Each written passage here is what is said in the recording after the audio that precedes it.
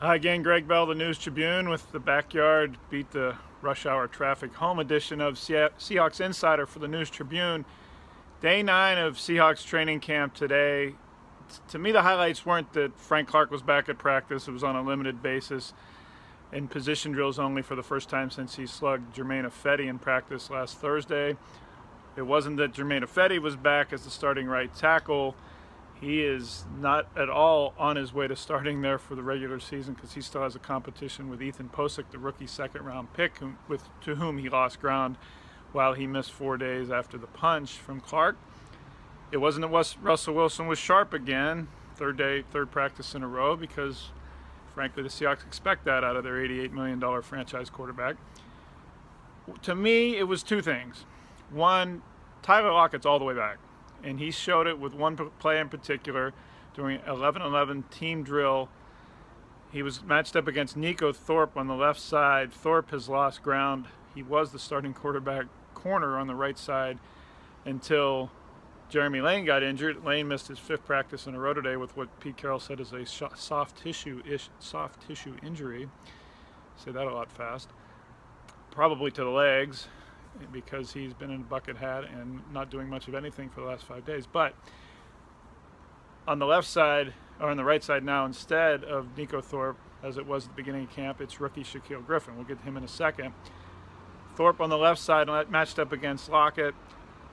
Lockett, in his 3rd full practice since coming off the physically unable to perform list from his broken leg on Christmas Eve, ducked his inside shoulder as if he was going to run an in route after the snap.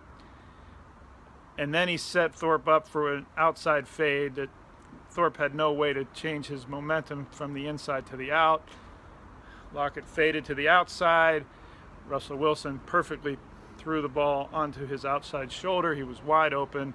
Huge gain that would have been a touchdown in a game, all because of the craftiness of Tyler Lockett that he learned from his father, Kevin, and his uncle, Aaron, on his way to breaking those guys' receiving records at Kansas State. He's not just fast, he's really smart and a real technician of his craft at wide receiver. We saw that today in practice, and it showed me Lockett's all the way back and indeed ready to start right now at regular season opener September 10th in Green Bay. As for Griffin, he is seizing the opportunity to be the new starting right cornerback, Lane to be the nickel when the season begins. Griffin's physical skills really on display today. I was right in front of defensive backs drills, a change of direction drill where a coach throws the ball coming out of the out of the defensive back's break, being tied up with a receiver. I posted a video of it on my Twitter account at GBellSeattle and online in the blog with the story I wrote on it.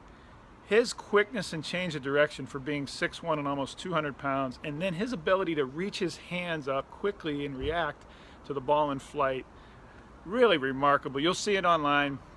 Check the video out. It's only 8 seconds, but it tells you why the Seahawks think he can be a starter for many years. Whether that starts on September 10th in Green Bay is becoming increasingly likely.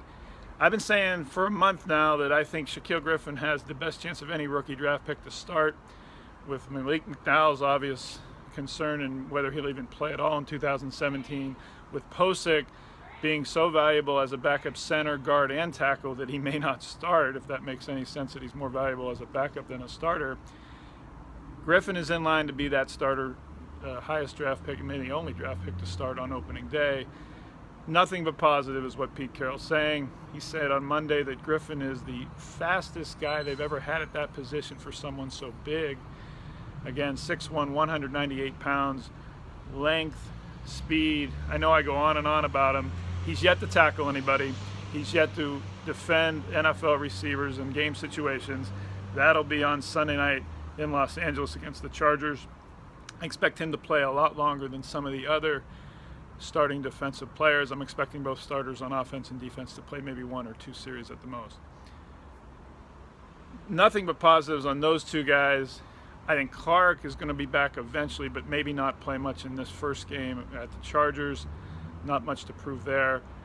It could be a situation where the offensive line might be the starters that play the longest while the rest of the skill guys leave early in that Chargers game. We'll see. Pete Carroll is never one to give us exact plans on his preseason playing times before they happen. I'll be back at practice tomorrow for the 10th day of Seahawks training camp. You can read all our coverage, including a story for Jordan Simone being re-signed, the Skyline High School and Arizona State product. A story by our Luke Garza wrote that today online as well. You can follow us all season long at thenewstribune.com. Thanks for watching.